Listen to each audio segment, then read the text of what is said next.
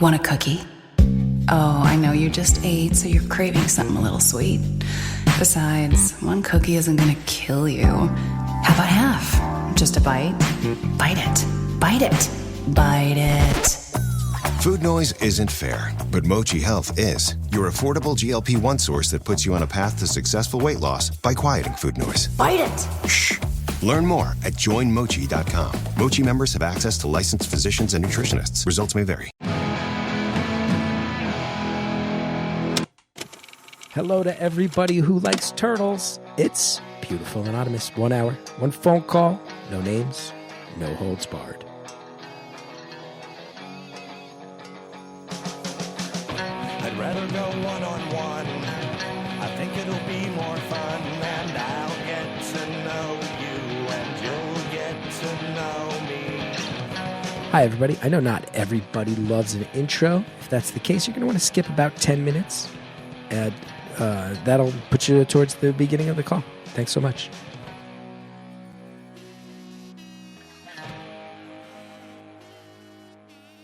Hi, everybody. Chris Gethard here. Welcome to another episode of Beautiful Anonymous, where we take anonymous phone calls. As I like to say, where we look at the human condition, one anonymous phone call at a time.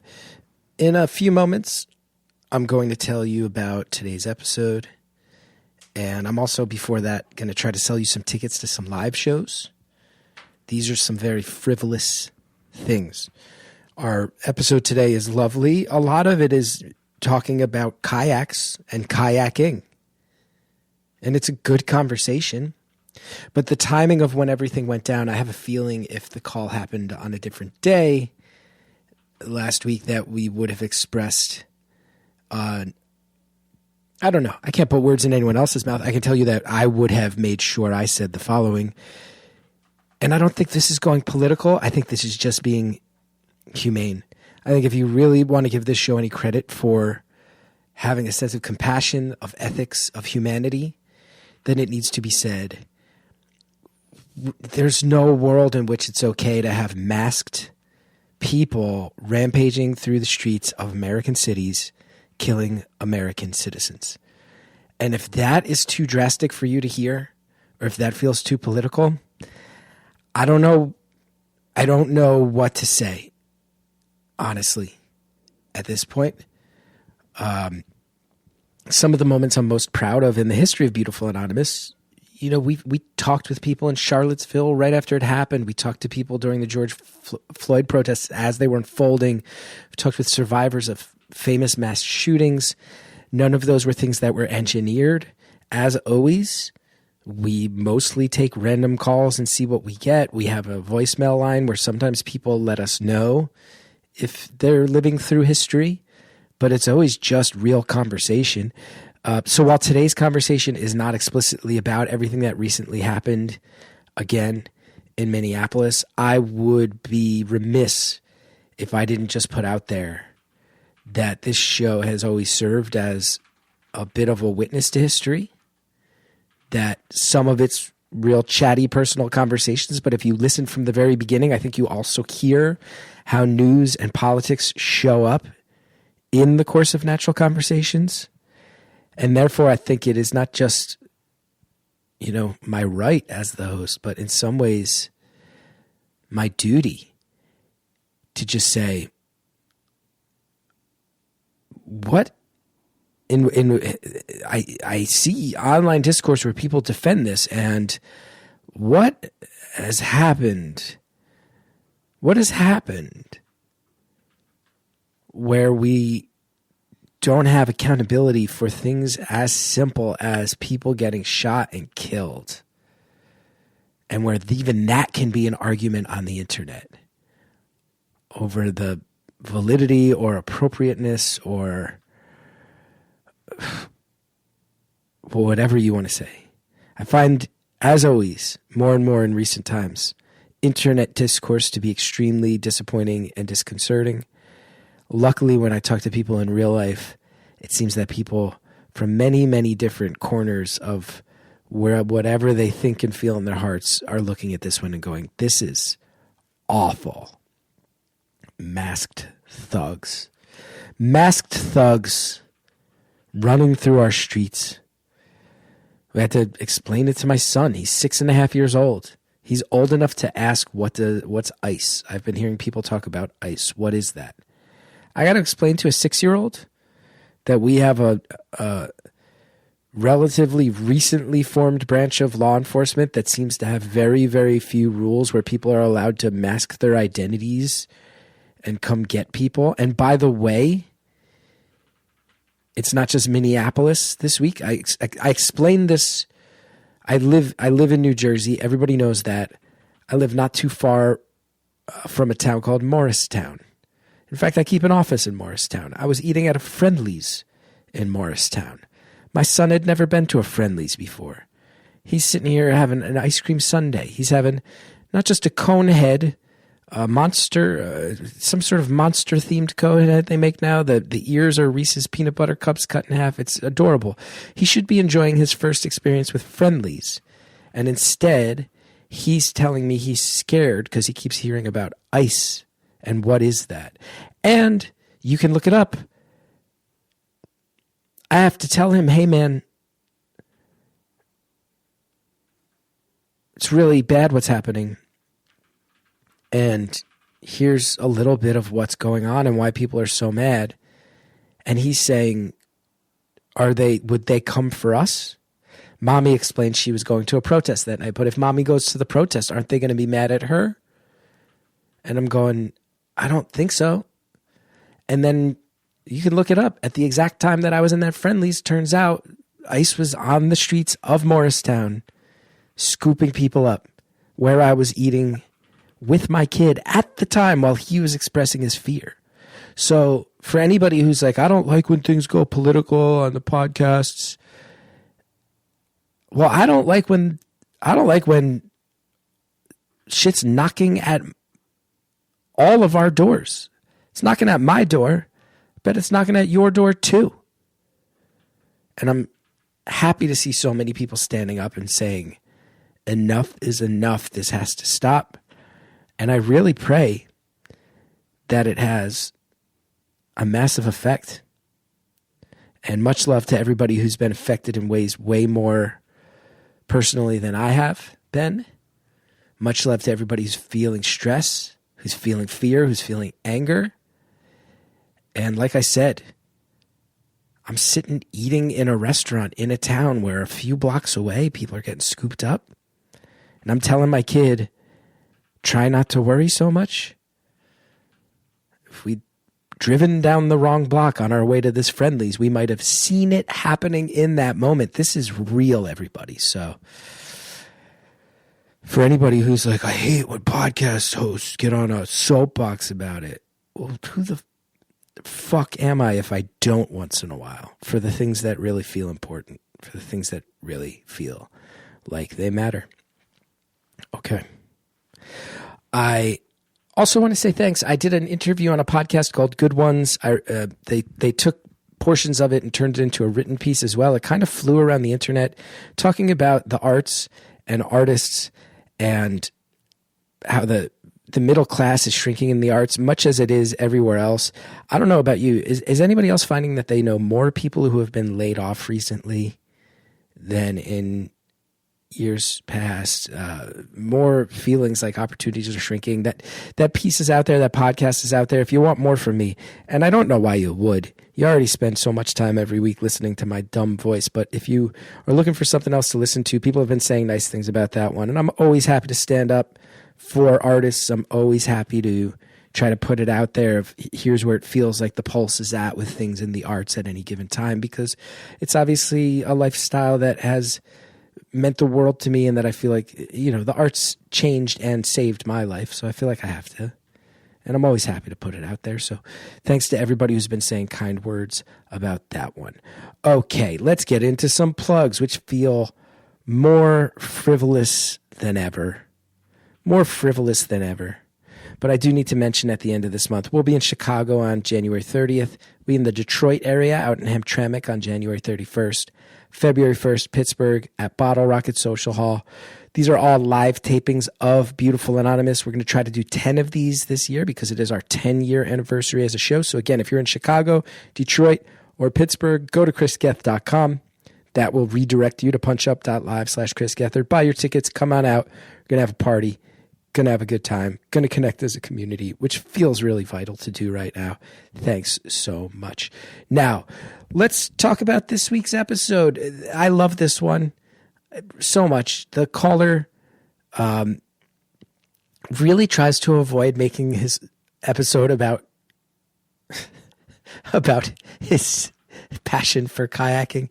He really is like, I don't want it to just be about that. And even at one point says people bust on him for how into kayaking he is, but it keeps coming back around. It probably will be known as the kayaking episode to people who listen. That will be the shorthand, kayak caller, kayak guy. Who knows exactly how people will refer to this caller. But point being, it is really nice right now to just hear someone talk about an activity that means the world to them, that has enriched their life, that has some Zen aspects to it, puts you in touch with nature, gets you off your phone. There's a lot of reasons to enjoy this one. Also, just in general, the caller's vibes are very good. So I like it. I hope you like it too. One last thing I'll say. I did see on the internet in either this week or last week, someone mentioned, man, Chris is in a phase where he's kind of repeating questions. It doesn't seem like he's listening as hard. I just want to say, you're not wrong. If you're the person who put that, I saw it on Reddit. If you're not wrong. I'm tired, man. I'm 45 years old and I never sleep through the night. And there was an episode a couple weeks ago where I had a day or two prior driven back from Florida to New Jersey, just me and a dog. And I was so tired. I did it it was 19 hours, no hotel room, only stopping to pee and walk the dog. So I'd like to think my listening is still on point. Point being, note taken. I see you. I hear you. You were right. I'm going to try to be really on top of my game. Also, we are building some video components for Beautiful Anonymous. It's the way of the world these days. I have mixed feelings about it, but one of the benefits I see is that I think with the video side of things, I'm going to have to be on my toes. I'm not going to have to not get so laid back and into a Zen place in my own earphones alone in my office. It will effectively be like the camera makes me feel like someone's watching, and I got to make sure that my body language is on point. Not that it's not now, but it's easy for me to get to a Zen place. So I see you. I hear you. I promise that I still prioritize listening with this show. And I promise that this show still means the world to me, and being able to be the fly on the wall for all these conversations, helping to guide you through them, still is one of the great honors of my life. Anyway, enjoy this week's call. Thank you for calling Beautiful Anonymous. A beeping noise will indicate when you are on the show with the host. Hello? Hey, Chris. Hey, how's it going? Hey, I'm doing well. How are you doing? I'm pretty good. Good. Thanks for asking. Yeah, absolutely. Thanks for taking my call. This is pretty wild. Happy to talk to you. I feel pretty lucky. Nice. Yeah, we're recording 4:30 on a Friday. It's been a long week for me. I'm a little tired, but I'm gonna get into this one. How you feeling? Pretty good. Pretty kind of energized now. And actually, I was going to ask if it would be okay to bring up that it's like 4:30 on a Friday, because I feel like that is like sort of like a good jumping off point for kind of the things I've been thinking about, and like kind of going into the weekend and like kind of like looking ahead. So it's like I'm glad you brought that up. I wasn't sure if you want to like if time stamping stuff is all right, but yeah, I think that works. Yeah. So cool. So yeah, I am. We are roughly the same age, you and I. We have sort of similar sort of backgrounds as far as like where we're from in the Northeast. And so I'm recently married. Hey, congrats. Those things are sort of unrelated. But thank you so much. Thank you. Recently married. My wife is away on a business trip. She just left a day or two ago. And so now it is Friday night. And like the world is my oyster, right? I am like unleashed, and I have no responsibilities in the world, right? Just me and all this time.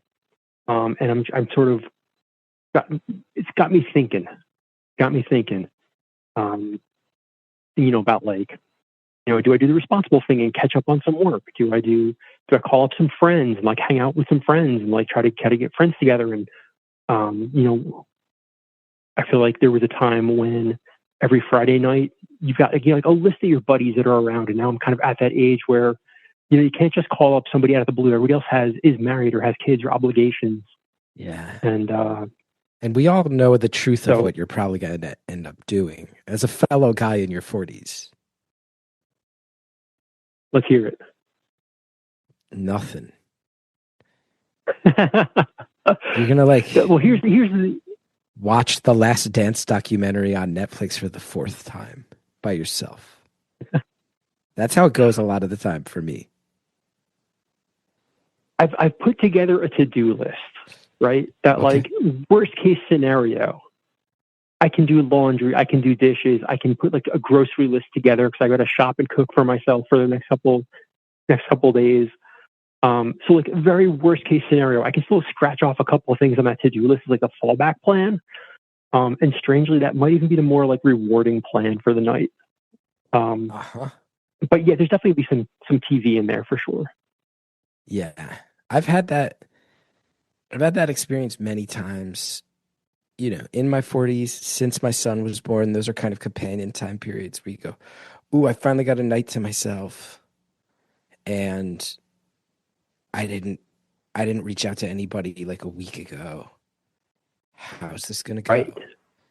And it's, I think everybody's talking about the loneliness epidemic right now, and especially with guys, and especially with guys in our age group. So on some level, it's kind of this buzzed about thing, but on another level, it's very real, and there's no denying that. I hate to say it,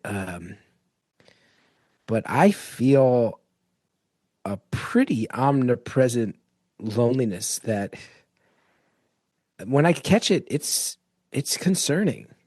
I am right there with you. I also wonder, I feel it worse in the wintertime. Like wintertime, it's dark at 4:00. I'm clocked out of, I get like 2 hours of productive like time when the sun is out and I'm feeling good and like in a groove. But like 4:00 hits and I am not getting a lot done after that. So yes, I totally feel, kind of like hibernating for the winter. And, but yeah, the idea of like having a lot of stuff to do, or like having a lot of things you want to do, right? All these options. Oh, I could do this, I could do that, I could do this. And then you realize, so-and-so is kind of lost touch with that person. And this person's, got kid stuff and making plans. It's, and the flip side, right? There's always a flip side is like texting with buddies has never, I want to say like never been like easier. Like there's plenty of stuff out there to talk about or to like have in common or like, hey, did you see this band has a new album coming out? Or did you see, I had a buddy reach out, we just bought comedy show tickets for like months from now. And I was like scrolling through my calendar, like, oh my God, did we make plans like how many months in advance? So like, I think, picking and choosing and just like finding those things in common. And, like when you see something you get excited about, like having people to share that with, I feel like is so crucial. And like, yeah, little steps you can do to kind of fight that loneliness. Right. Yeah. My best friend is this guy named Anthony. He's been my best friend since kindergarten. And I talked to him last weekend, and I think the last time we spoke before that was probably 2 years ago. And he lives 20 minutes away from me. And my wife recently was like, so your best friend is this guy, Anthony? And I'm like, yeah. She's like, when was the last time you saw Anthony? I'm like, when he got remarried. I went to his wedding. That was a few years ago. She's like, when was the last time I saw Anthony? I was like, probably at our wedding. She's like, that's 2014. It's the only time I've met him. He's your best friend, and I'm your wife, and I've met him once. I'm like, yeah. But if I pick up the phone and call him, right, and it proved true. I called him last week and I've told Hallie this is how it goes. It wasn't like we didn't need to spend even 1 second going like, hey man, sorry we haven't been in touch. Hey, this and that. So he just picked up the phone. He's like, you, what's up? I'm like, not much, my man. How you doing? He's like, I'm good, but I tell you, man, this and that. And we just like get into stuff. And I feel like it is in some ways a strength, in some ways one of the biggest emotional failings of modern American men, that we're willing to have relationships where where the bar is set. And I don't know how extreme that example is compared to other guys out there.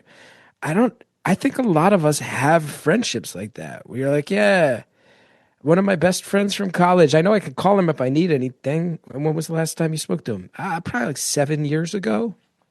I don't know why we settle for that.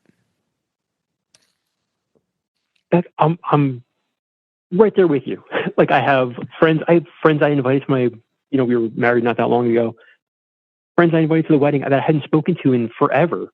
I was like, oh, I love this guy. This is my buddy from way back. Like I would count him among my best friends. We don't talk, we haven't talked in forever, but like, still my best friend, Yeah. I totally get it. I don't know. And I'm realizing too, speaking to you now, you are the first person I've spoken to on the phone without like texting with or making a plan or like in an impromptu kind of way. I wasn't planning on calling. I just saw the call go out and was like, yeah, let's give it a shot. This might be your Friday night activity. This might be it. Well, I mean, this might be the inspiration. Like, who else can I call after this, right? Like a phone call. How wild is that? Yes. A phone call. We got to bring them back, man. People are delighted when you call them. And I don't want to fall into stereotypes. Hallie still seems to have many more relationships that go beyond text and cross over into phone calls than I do. When you call someone on the phone, I will say I had my friend Gary. I called my friend Gary like 4 months ago, and he picked up because he was like, "What's wrong?" I was like, "Nothing, man. I just wanted to see how you were." He's like, "Oh shit, okay, yeah, no, good to hear from you." But the initial impulse is like, "Oh, if the phone is ringing, we must have like a dead mutual friend or something." Like that is sometimes what guys presume. It's true. It's really true. It's weird. This might be the start of something. I hadn't planned it this way, but it could be a beautiful thing. Yeah. It's almost like a personal podcast, right? Like calling a friend and you don't have to release it for the world, but like you start your own podcast between two people and just let it be that. I mean, I don't know. I was just going to say our need to make everything content related in modern life is tough, right. But I do appreciate the analogy of what you're saying, that all the satisfaction you get from this podcast, there's many people who have told me like this podcast makes them feel less lonely. There is an argument to be made that, and I don't want to cost myself listeners here, if you make your own phone calls to loved ones in your life, you could theoretically have your own beautiful anonymous episodes where you're the host. You won't need me anymore.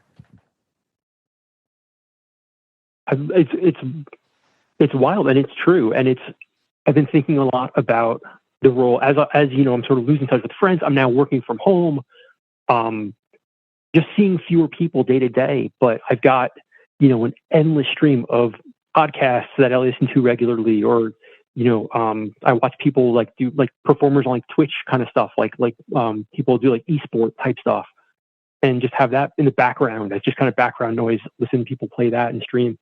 And, these are people that I feel like it's sort of taken place of your office coworkers or, friends. And so it's really surreal, to hear those voices more than the voices of friends and not have meaningful, it's totally one-sided. I'm just consuming content. But you're tickling some part of your brain, some part of your animal brain that craves being a pack animal. You're just tickling it enough with the chatter of voices in the background. This is real. What do you do? Do you have? Before Cal was born, even a little after he was born, up until COVID, I was in a weekly basketball game with this team, and people would come and go, but I was on the team. I think I was the only one who went from start to finish without any breaks. And it was like 12 years. And I knew these weren't always the closest, like some of them were very close friends of mine, some of them were acquaintances, but I was going to play basketball once a week. And COVID stopped that in its tracks for me, and I've never gotten back to anything close to that as far as social activities go. You got anything like that in your life? I do. And I don't want to, I could talk your ear about it all night, or I could be really vague about it and just talk about it kind of like conceptually, but I don't know how, because it's a specific thing. And if I feel like I talk too much about it, people are going to know it's an easy thing to sort of like track down because of how odd and specific it is. I'm so intrigued. I need to know. I need to know what the hell you're talking about. I'm completely intrigued by that. This thing, okay, so it started out as a little hobby, and after a couple of years, it became sort of like the centerpiece of my social life, and like all my plans revolved around it. And it's actually, it turned out to be kind of like the core of the last, like 10 years of my life. Here's the deal: if I tell you about it, I mean, it's really specific, and it's like we're going to be able to figure out who you are. There's that few people participating in it. Like, honestly, maybe it's a really specific thing. How about you tell me, and if it feels like it would blow up your spot, we'll bleep it. But just for my curiosity, and so that at the very least, people witnessing our conversation can vicariously live through my reaction. And then Andrea will type to me in our little document if that seems bleepable. Yeah, I'm sorry. I know this is like the worst. It's gonna. No, I love this. And maybe Andrea can even see. Andrea, you can maybe like do a little cursory, like how easy is it to crack the code on this research?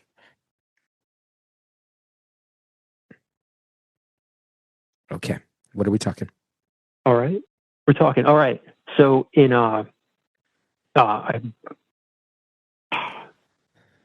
when I first moved to the city that I live in, I was coming from, I moved from New Jersey.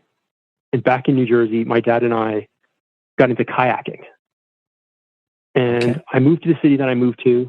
And, it was a city where I'm in an apartment. There's nowhere you can't keep a kayak here, obviously, in the city. And so my roommate said, "Hey, I heard there's a place you could go do this thing for free."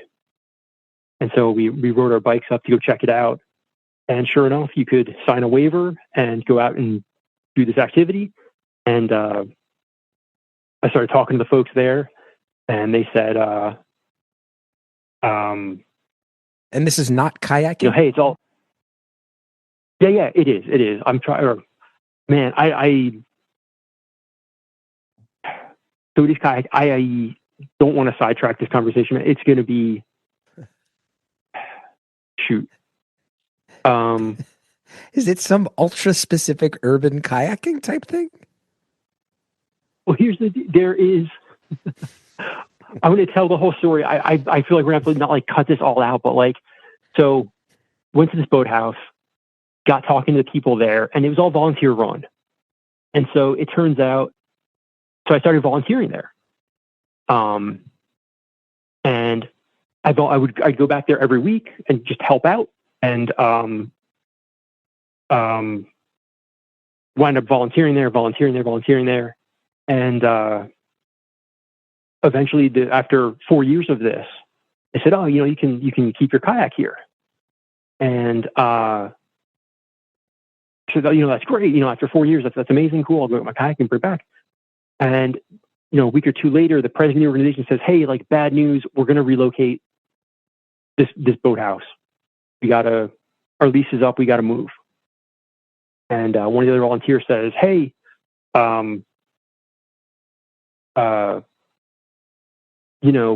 do we got to do to keep this program going?" And the organization leader just said, "Hey, well, just start your own nonprofit, and you can keep it going here." And so that volunteer and I gave me a phone call a couple nights later, said, "Hey, what do you say we start this thing up and like start our own nonprofit and get our own free kayaking program going?" And so along with a couple of friends, Yeah. Oh, it was incredible. Absolutely incredible. It was insane. It was something you could only do in your 20s.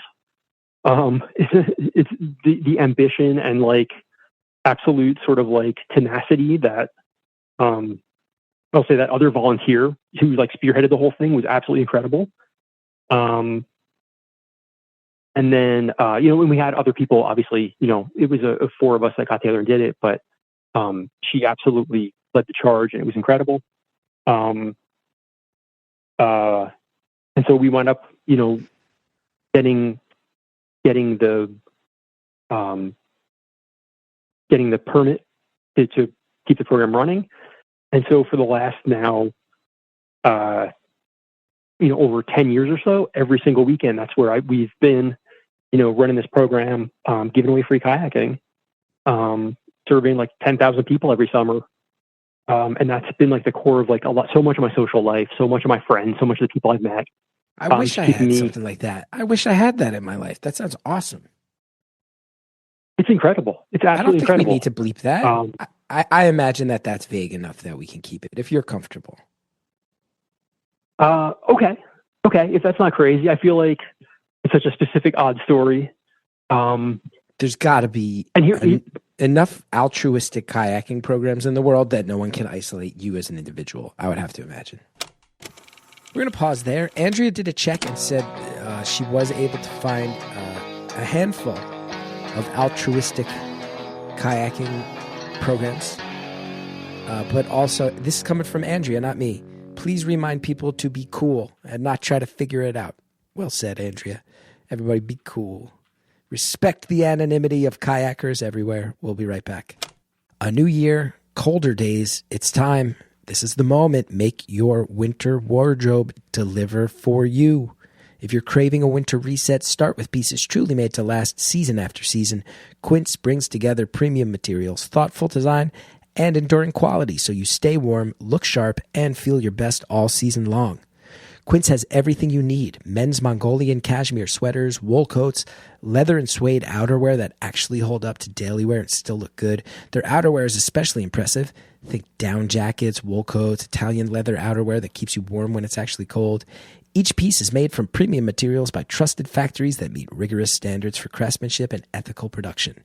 By cutting out middlemen and traditional markups, Quince delivers the same quality as luxury brands at a fraction of the price. The result is classic styles you'll love that hold up year after year.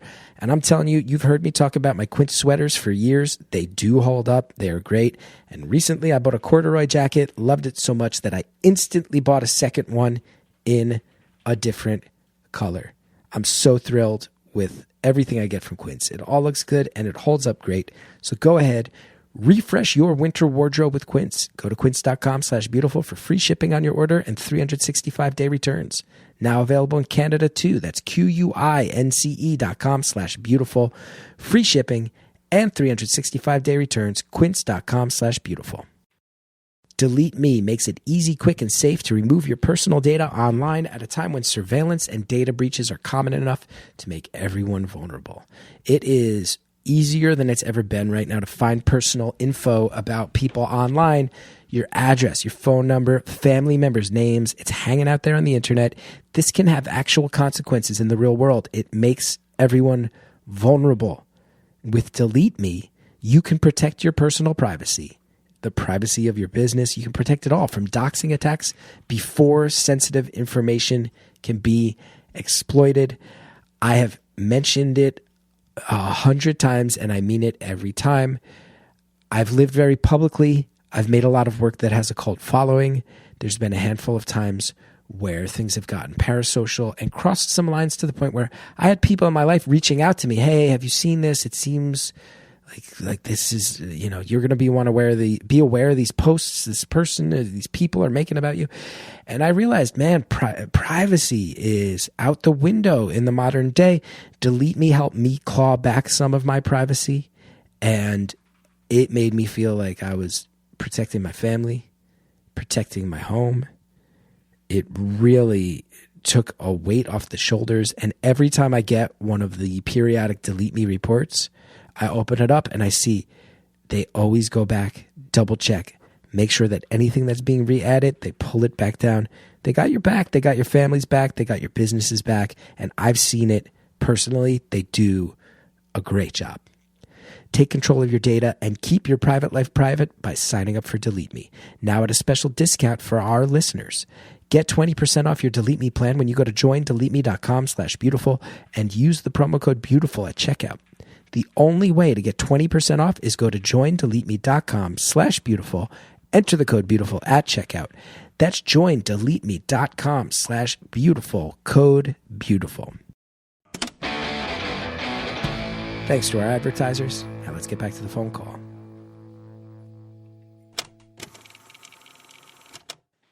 There's got to be enough altruistic kayaking programs in the world that no one can isolate you as an individual, I would have to imagine. I don't know that there are, believe it or not. Okay. The insurance and liability stuff for this is kind of crazy. And from what I've heard from other people, there are other sort of like clubs and organizations in the area where I'm at. And from what I understand, the liability is different in different places. And so that's why these aren't like, I don't know. I think if you were to start one tomorrow, if you wanted to like get into this, I think you would have a higher bar to clear than where we're operating. I think that may or may not be true, but anyway. So that has just been. That's a dream. Are you in an area where it's warm year round? No. So that's actually part of the reason why I like hibernate all winter is because all summer long I am out on that water and helping people, teaching people, and just kind of spending all my time thinking about this and making this thing work.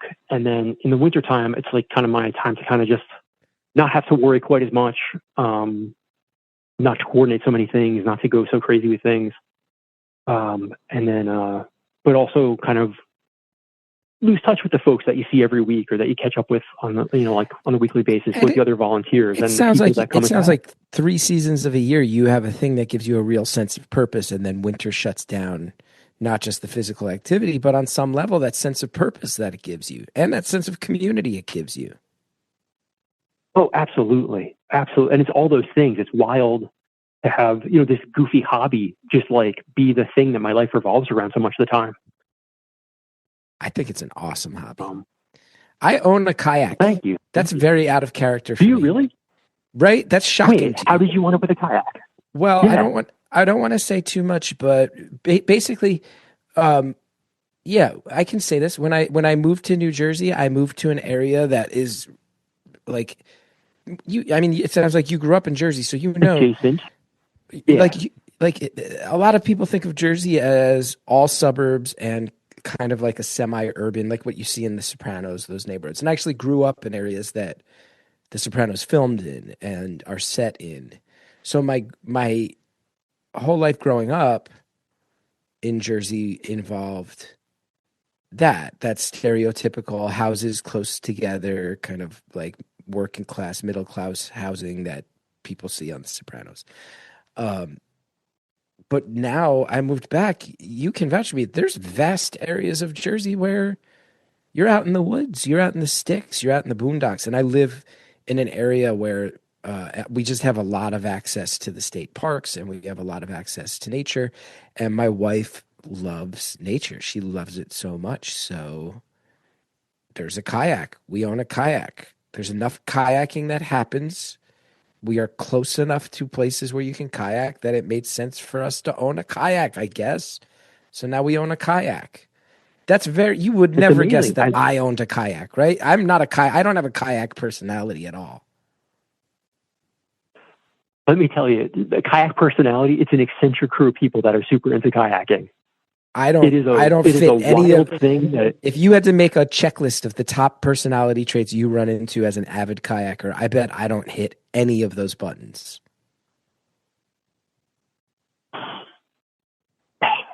No. I mean, there's no one thing that everybody shares, but I would not have pegged you for that at all. That's definitely not. Yeah. Let me guess. I gotta be. Okay. sit on Big top hunk- or like a tandem? No, Like, it's a one person sit on top, big hunk of plastic.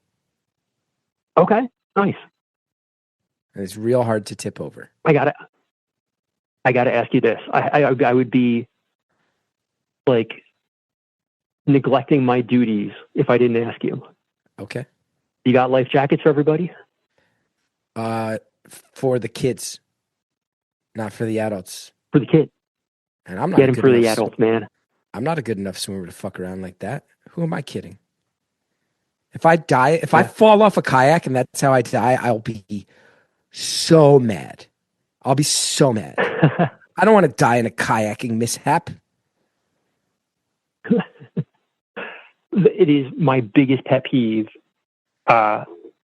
It's the fact that there are so many people. I feel like in New Jersey, especially when you get to like South Jersey, and it's kind of like a more not to generalize. And Andrea's but from like, South Jersey, so just so you know, Andrea has not typed a thing to me.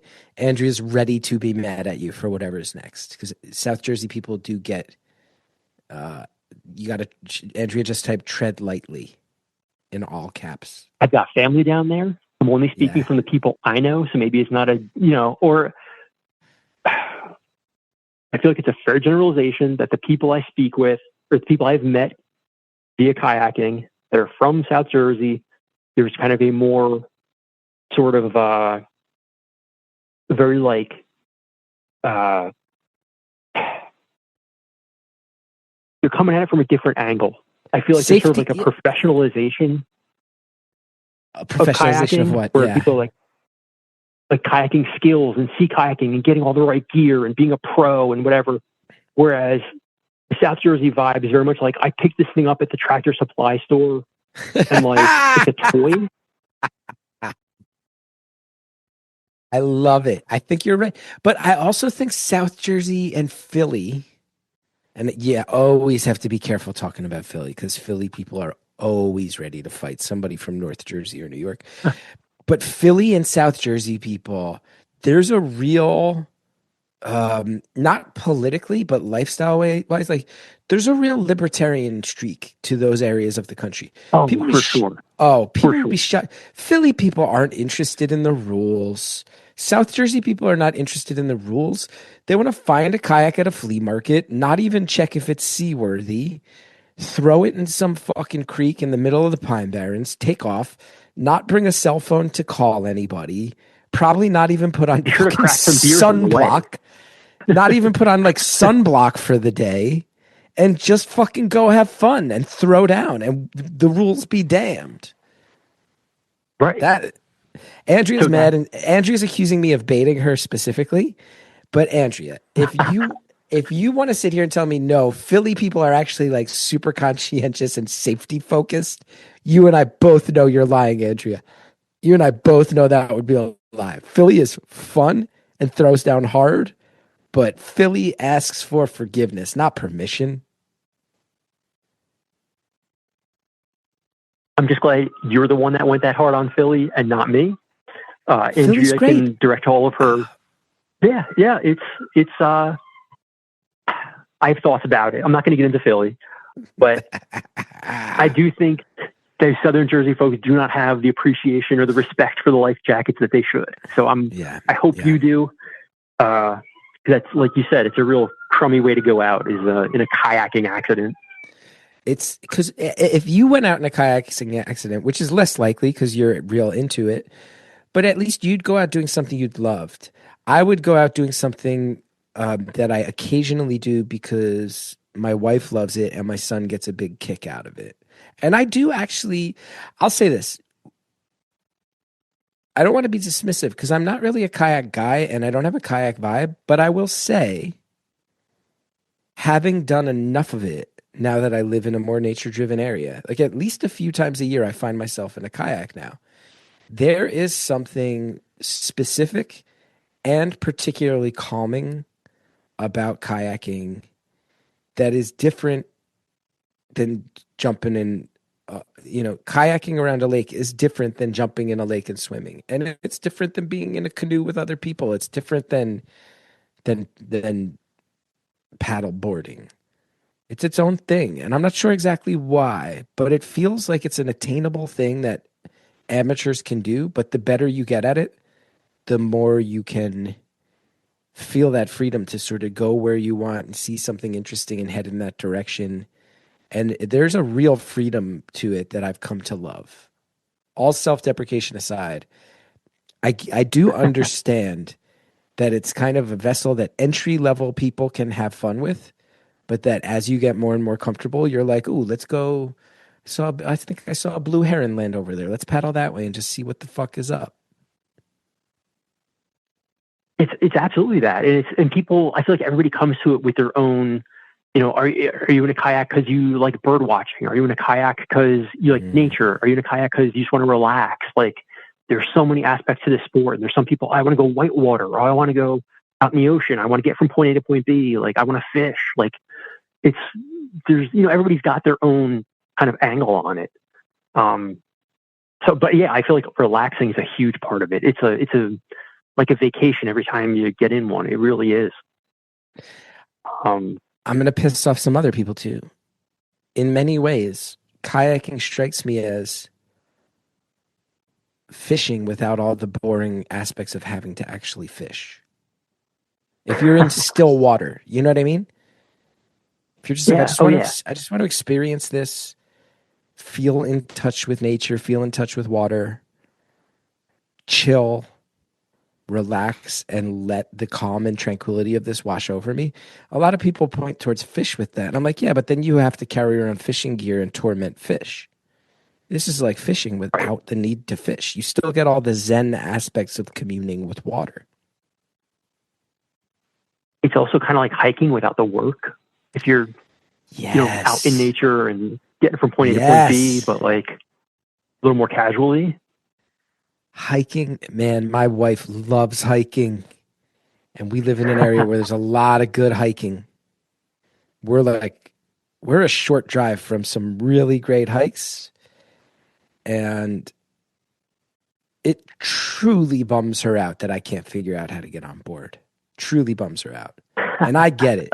I am a letdown. I am a letdown when it comes to the hiking. Is that so? I got to grill you a little bit on that. Like, I was into hiking long before kayaking. What's the part keeping you from getting into it? Like, first of all, the physical exertion. I'm not going to lie. I got bad knees, so it can be a bummer. Secondly, my wife, she's ready to get out there and go for it. I need breaks, and that bums her out. Like, I'm slow. Yeah. I'll also say this. And again, we generally keep dog content behind the paywall, but since we got the dog, she likes to bring the dog on hikes. Doing anything with a 6-year-old child and a dog is less fun than doing it without them. It's just wrangling two species versions of ADHD the entire time. Yeah. So I don't know. I'm not trying to be too much of a curmudgeon, but I would put kayaking above hiking. I would put it above fishing. I'm starting to really get on team kayak here. I'm really starting to, just by the process of elimination, realize as far as the outdoor activities go, it's currently at the top of my list of all the ones we've brought up thus far. I love it, man. I love it. I love that you love it, I guess is what I'm saying.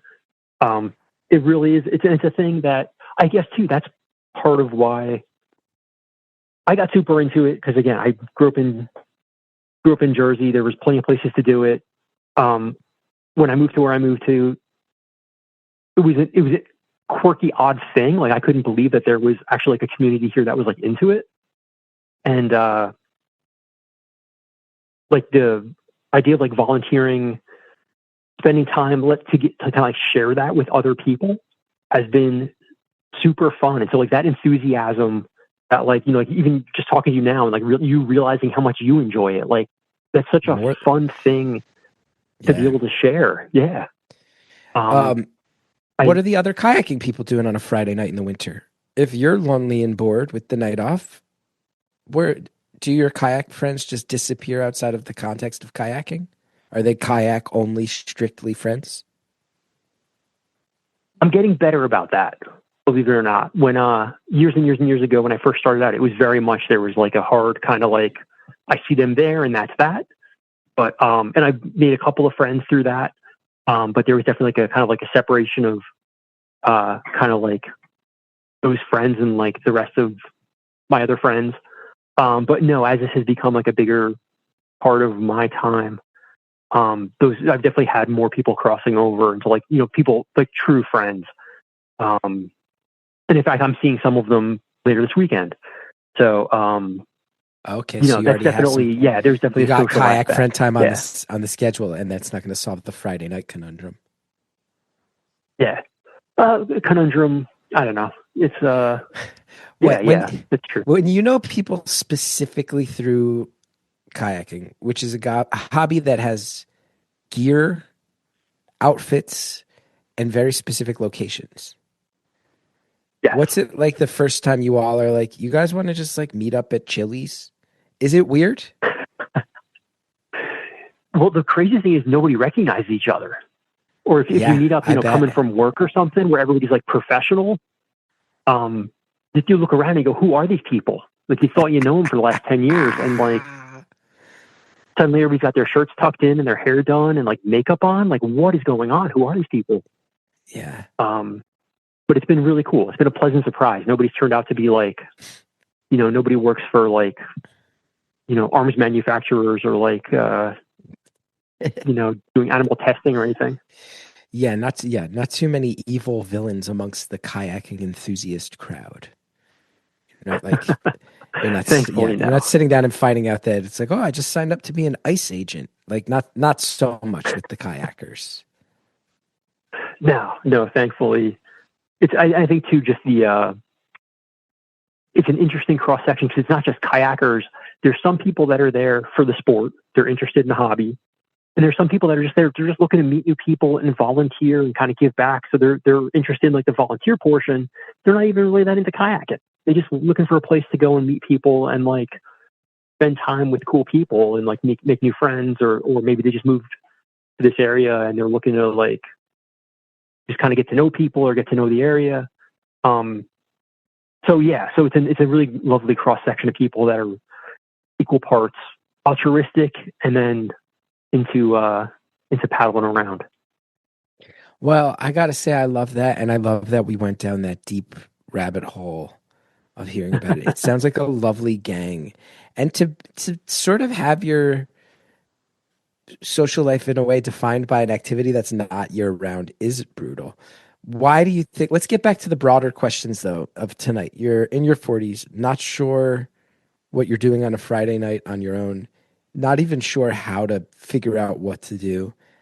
I've been there. I think many, I think many listeners in general have been there.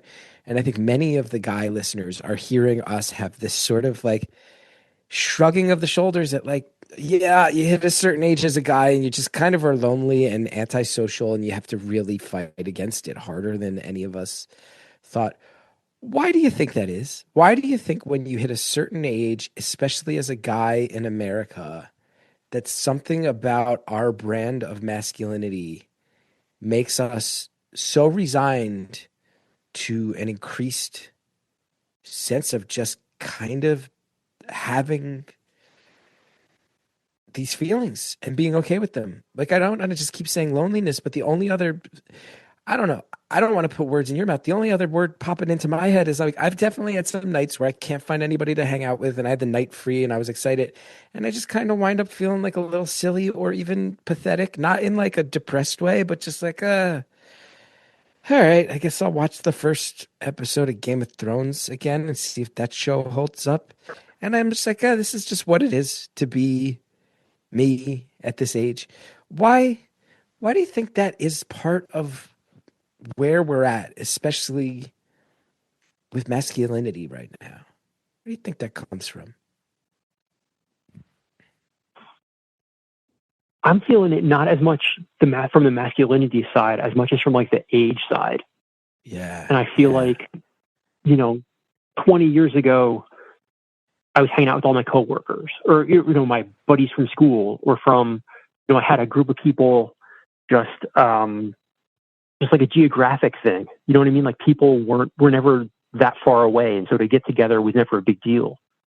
But you know, as time goes on and people move away or kind of scatter a little bit, I really feel like so much of it has to do with just people relocating or moving away. And those are the people that are like tough to replace, you know, people that used to be, you know, roommates or work buddies or, you know, friends from school even.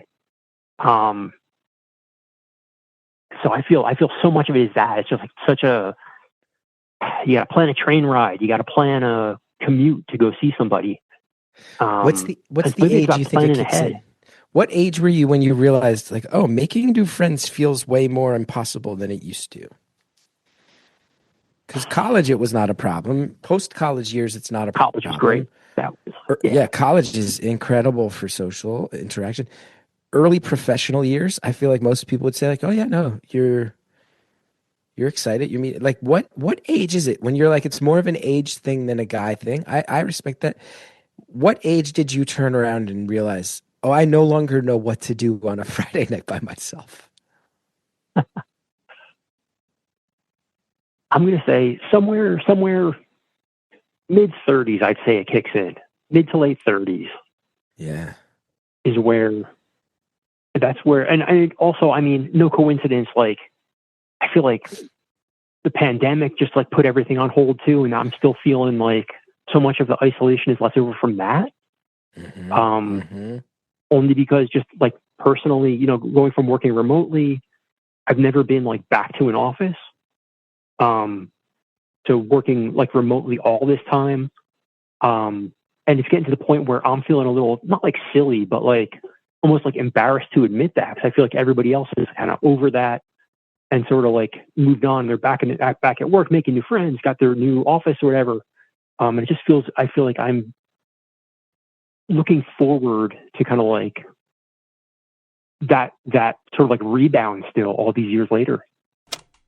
That's, I have to say, that's a feeling I think a lot of us are feeling. It's like, yeah, we bounced back. But when are we really going to bounce back? That's becoming very real. Anyway, we got some ads. We'll be right back. Reaching your weight loss goals doesn't have to mean completely changing the way you live your life. What if you could make healthy progress with a treatment plan that included medication, access to 24/7 support, nutrition tips, and tools for tracking movement, hydration, and sleep, all personalized to go at your pace? That's Weight Loss by Hers. Through Hers, you're connected with a medical provider who determines if treatment's right for you. If prescribed, your treatment plan is personalized to support you in reaching your goals. Plus, you can access a range of treatment options like oral medication kits or GLP-1 injectables. Hers goes beyond medication by offering access to ongoing care, dosage and medication adjustments, lifestyle and nutrition tips, and 24/7 support with no hidden costs or membership fees. And with options starting at just $69 per month with a 10-month plan when paid upfront in full, Hers provides access to options that fit your goals and your budget. They even offer the convenience of 100% online care with licensed providers on the other side who learn your story and create a personalized plan to deliver healthy progress you can maintain. So no more yo-yoing, just steady results. Turn to Hers for comprehensive personalized healthcare you can count on. From weight loss support to growing thicker hair, easing anxiety to navigating menopause systems, even accessing convenient lab testing, Hers has you covered. Feel like your best self again. Visit forhers.com/beautiful to get a personalized, affordable plan that gets you. That's forhers.com/beautiful, forhers.com/beautiful. Weight Loss by Hers is not available everywhere. Compounded drug products are not approved or evaluated for safety, effectiveness, or quality by the FDA. Prescription required. See website for full details. Important safety info and restrictions. Actual price depends on product and plan purchased. This episode is brought to you by IQ Bar, our exclusive snack, hydration, and coffee sponsor. IQ Bar protein bars, IQ Mix hydration mixes, and IQ Joe mushroom coffees are the delicious, low-sugar brain and body fuel you need to win your day. Look, it's the new year, right? That means it's a clean slate. Everybody's thinking about how to make some changes, and maybe it's time to transform frustration into fuel. Power your day up with IQ Bar. The Ultimate Sampler Pack is a great place to start. You can try all IQ Bar products and flavors. You get 9 IQ Bars, 8 IQ Mix sticks, and 4 IQ Joe sticks. And I want to recommend, I always have an IQ Bar in my bag.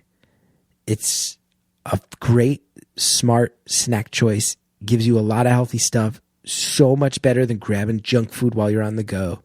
Tons of fiber, no added sugar. One of the great uses of the front pocket of a backpack. Have a couple IQ bars in there. The new year gives us all a chance to reset. Maximize your brain and body's potential with IQ bars, protein bars, hydration mixes, and mushroom coffees. Their ultimate sampler pack includes all three. I can tell you, so hardcore. First of all, one of my wife's Christmas presents, IQ Joe. I got her a big bag of IQ Joe. It was in the stocking. She flipped out. She loves it. I know that for me, when winter is here in particular, I'm always using IQ Mix. When it's cold season, flu season, I want to make sure I'm staying hydrated, want to make sure I'm staying alert. IQ Mix is really incredible. I'm weirdly sort of obsessed with the IQ Mix hydration product. If you are as well, reach out to me. We can be nerds about it. And as I said before, the IQ bar, great grab and go breakfast and fantastic. Have a couple in the bag. Always have a healthy snack on you. Really great stuff. And right now, IQ Bar is offering our special podcast listeners 20% off all IQ Bar products, including the Ultimate Sampler Pack, plus free shipping. To get your 20% off, text BEAUTIFUL to 64,000. That's BEAUTIFUL to 64000. Text BEAUTIFUL to 64,000. Message and data rates may apply. See terms for details.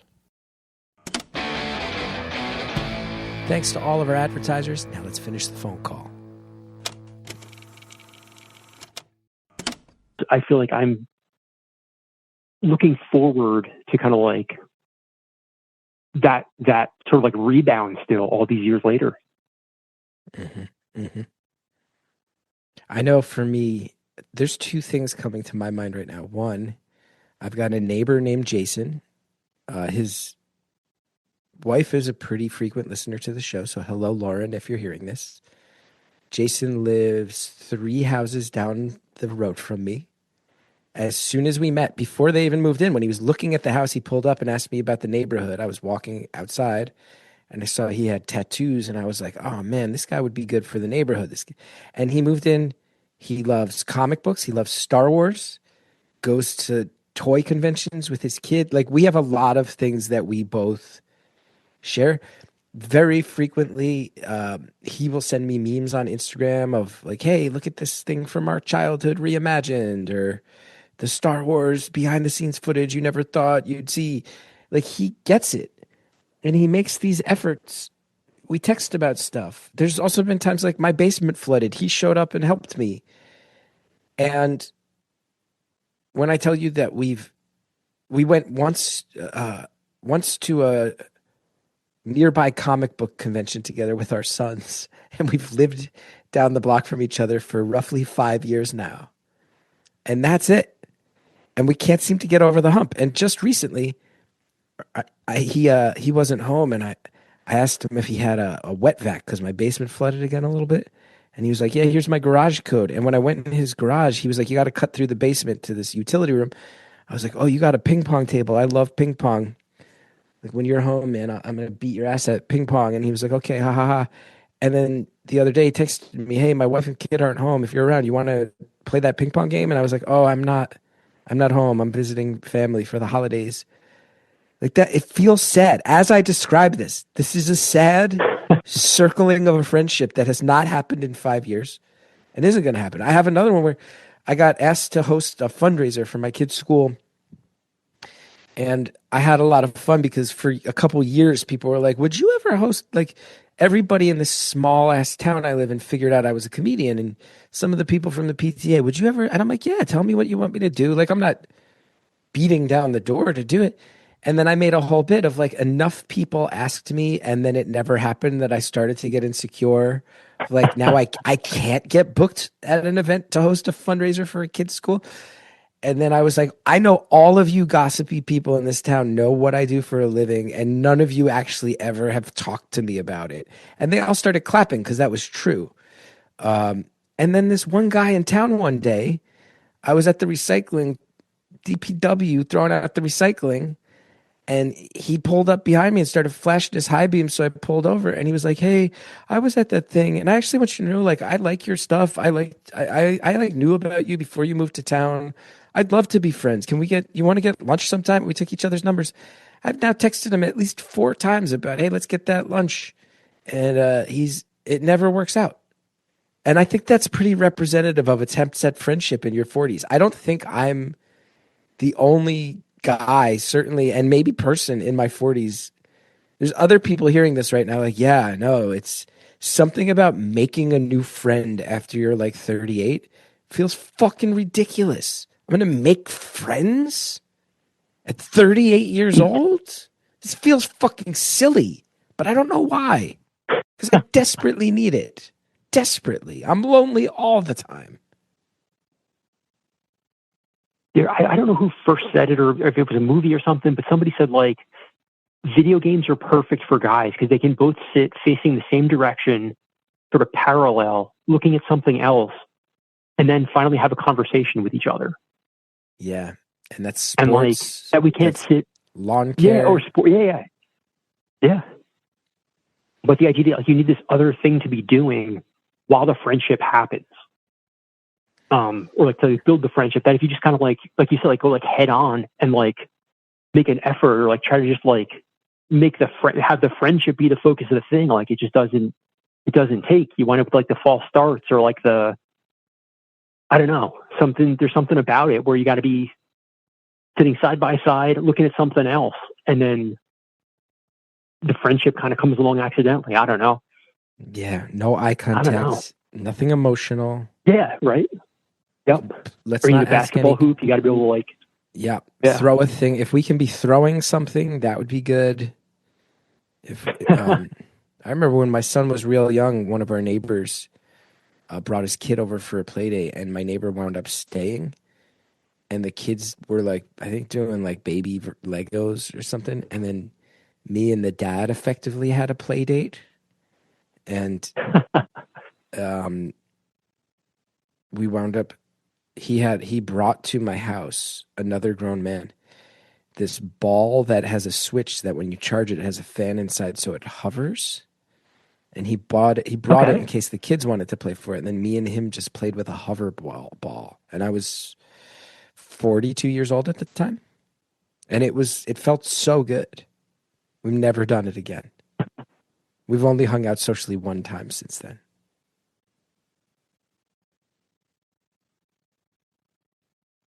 This is another, I mean, maybe this is like a sign of like being in this stage of life. But I feel like finding friends that are into the same, whether it's a video game or I'm too old to see bands anymore. I can't go out. It's tough. I can't be out that late. I can't be the guy looking for a chair in a room full of young people dancing. It's too depressing. Yeah. It's too depressing. It kills me. I miss it so much, but like, there's just things I'd rather be doing that late at night. But if it's not music, then I feel like, a video game, card game, whatever, whatever nerdy hobby it is, I feel like there's I've got this other group of friends that are all just like diving headfirst into it and just being like, look, this is the stuff I loved as a kid. And like, I'm back into it now. And like, let's get together and like play this game or, get back into this hobby, like whatever it is. And I know that's like an insane, I have the luxury of having that time, not having kids, not having other like obligations. But like, I feel like just leaning into that has been like a lifesaver as far as making new friends goes. I tell you, despite being a huge comic book kid growing up, I was never a Dungeons and Dragons kid. At the age of 45, if someone in North Jersey invited me to a Dungeons and Dragons game, I would run through a wall like the Kool-Aid Man to have an excuse to hang out with 3 or 4 other people every week and just pretend to be a paladin, to pretend to be a half-elven ranger. I would kick through a door to go join a D&D game. Just anything even remotely social that still has a layer of emotional distance. That's why D&D is becoming so popular, right? Pretend to be someone else and then play with your friends. It's the best of both worlds. You get the sense of play and no emotional vulnerability. That sounds great. I got a buddy who not quite D&D. I'm going to drop this one. It's Magic the Gathering, man. I'm in my 40s. I'm playing after being ashamed through my 20s and like trying to ditch it in my 30s. And my 40s rolls around, and I got back in touch through a buddy that I met at work. And he's like, "Oh, you got to meet my other friend. He plays too." And now like we have a regular crew that like a couple times a year we get together and play. And like that's a dream. Those are like my adult friends. It's amazing. And we just act like kids for a couple hours every few months, and it's the best. Tapping mana, sending creatures, building circles of protection. Things that mean nothing, but it's an excuse to like eat pretzels with some other dudes. Sounds awesome. I'm so jealous. We went out for lunch, or we had like a regular kind of diner we were going to for lunch, and my buddy that hosts us a couple of days later, one of his neighbors goes, "Oh, I saw you at the diner with what's that, a men's club?" And my buddy was like dying laughing. He's like, "Yeah, kinda. Like, this is like it really is." We were joking now, like, "Oh, well, it's time for the men's club to get back together." Like it really has replaced that sort of like social like construct. Instead of bowling leagues and like VFW halls, we're like playing Magic cards and video games. I think it's healthy, right? It's a good thing. Like we need those structures to keep us lonely dudes together and from getting into trouble. I haven't been bowling in decades, and if a stranger invited me to join their bowling league right now, I'd probably do it. I'm starving for any sort of regular bonding with any group of people I see on an even semi-recurring basis. I'm making this one way more about me than you, and I apologize. You've opened a can of totally fine. You having a slow Friday night has opened a whole can of worms where I'm going, yeah, I've felt this so acutely for so long that I can't help but vent about it. Can I actually like pose a challenge to all of your listeners and just say, like, if you're listening to this and you relate to any of this, like pick a hobby and like get some friends together and do this stuff. Like it really, like all it takes is like a spark. Like this stuff is, I don't know, like maybe it's not going to work out every time. Everybody's going to have conflicts. Everybody's going to have, getting everybody's like schedules to align is going to be impossible, but like, pick a dumb hobby, get some friends together, and then, on the night somebody can't make it, have another friend invite another friend. And I don't know. That's how I feel like it's how friend circles grow, or how it. We're right? also living in an era too where doing a thing that's physical, that's in person, that disconnects you from the information streams, that disconnects you from having the ability to an alert go off in your pocket that grabs your attention and pulls it away from whatever else is happening. I think that is, in some ways, that's like taking a shower for your psyche. It's reminding us that it's just so easy to wake up and lock into a constant stream of input coming at you from multiple directions and devices, and finding that thing, like you said, find a thing, find the other people who are into the thing, do the thing. I think there's something on a mental level and an emotional level that's extraordinarily healthy about what you're describing. Yeah. I don't think of it that way, but when you like point it out, it's absolutely true. And maybe that is the reason, like, these short days, the seasonal depression creeps in, because I'm looking at screens all day. I'm staring at computers. I'm looking at my phone, and just being out doing a thing would be so much healthier and so much like touching grass, right? Like that's the antidote for all of it. That's how the kids put it, right? That's how the kids put it. Nice and simple. Takes me 6 minutes to ramble about it until I get to what they've already coined: go touch grass. But we're going to say it sincerely and not no sense of irony or with detachment. No snark and no irony. Yeah. Like for real, it's healthy. Go do it. Yeah. So if your wife was home, what do you think your Friday night would be like? You wouldn't be worried about any of this shit, right? You'd be hanging out with her. Yeah. or I mean, I think we'd both still be working way too late, and then slapping together some dinner, figuring out dinner, and then probably putting together a list of to-dos for the weekend. So it's not all that different, I guess. I still got my to-dos for the weekend and got to figure out dinner plans and like figure stuff out. But yeah, I don't know. It just feels different, I guess, because I'm doing it on my own time or my own. I can be like, I don't have to be considerate about it, I guess. Yeah. Whatever time I want dinner, I'll do dinner. Whatever I want to do, there's no like input from anybody else. So it just feels a little different. And on some level, there's freedom to that. That's nice. Of like nobody else's schedule is tied up with mine. But I've also had some of those where I go, oh, this led to me like forgetting to eat and running out to Chipotle 12 minutes before closing and shoving a burrito into my face on a lonely night because the lack of accountability to any other human being has allowed me to just behave like an animal. I was about to say accountability is like the number one thing. Like she works from home too. So like her job is way more serious than mine. And so I can't be sitting around all day goofing around and like, I feel like if I'm not just as busy and just as focused on work as she is, then I don't know. It's a bad place to be. I don't want to be the I don't know, the bad influence in the room. Yeah. So there's definitely like I understand that feeling. I miss that accountability a little bit. Yeah, I get that. Well, I hope you enjoy this Friday night. I hope it turns into something fun or productive or both. I hope you enjoy the hell out of it, and that one way or another, it's a memorable night, and maybe even one where you connect with someone you're not expecting to connect with. I think that's a pretty safe prediction there. Yeah. Yeah. Are we wrapping up? Is this Yeah, we got about 4 minutes left. 4 minutes. I mean, that flew. Thank you so much. This was incredible. It's truly a surprise and not something I planned at all. And I'm definitely gonna give some of my friends a call.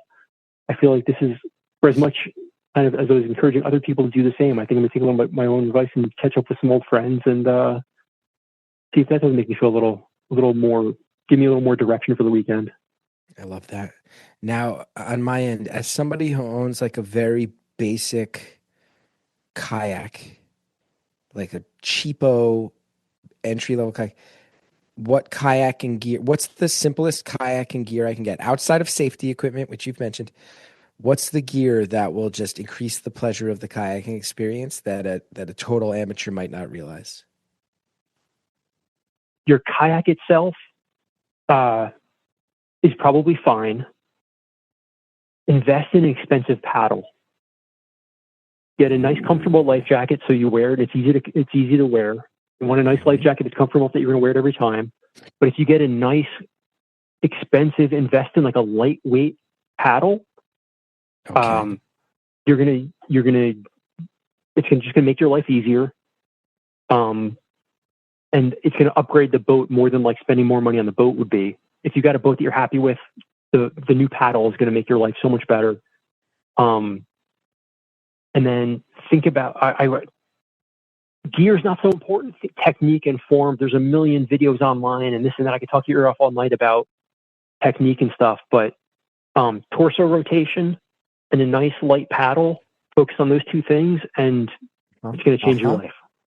This is what I needed. So watch some videos on torso rotation specifically, and go get nerdy about paddle technology, and kayaking will get even better than it already is. Absolutely.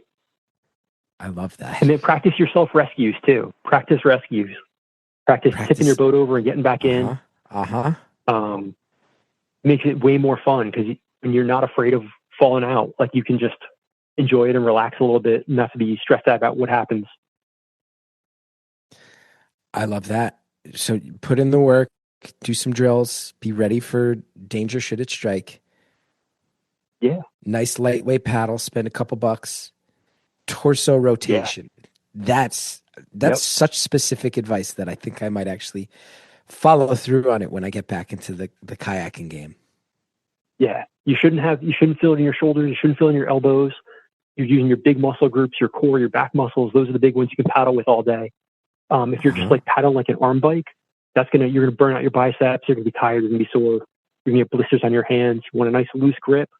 You want even just like 2 fingers, just thumb and forefinger. Turn it your torso, and you can do that all day long, and have a blast. Love it. Thank you so much for talking.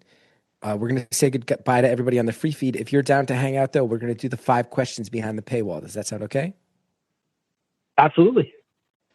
Awesome. We have our sharing in the plight of a lonely Friday night kayak enthusiast friend. Thank you so much for your call. For anybody who wants to hear more, and if you want your episodes ad-free, all that good stuff, go to beautifulanonymous.com. Info on how you can sign up is there. Support the show. And thank you so much.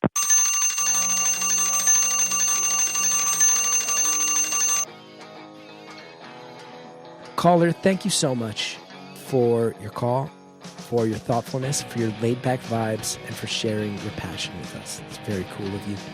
Thanks so much for calling. Thanks to Andrea Quinn for producing the show. Thanks to Shellshag for our theme music. We're on Instagram. We got the Facebook group. Go join those. Tell people we exist. We're out here. punchup.live/Chris Gethard for tickets. I'll talk to you soon.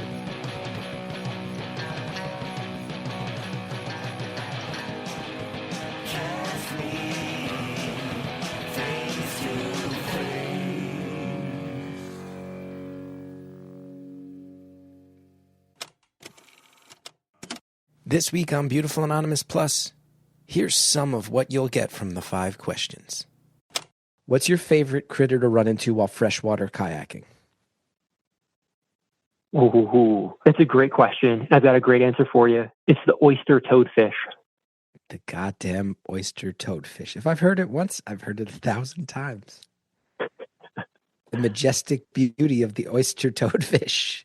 I'm not familiar with the oyster toadfish at all. I'm so sorry to say. Don't forget to sign up for Beautiful Anonymous Plus at beautifulanonymous.com.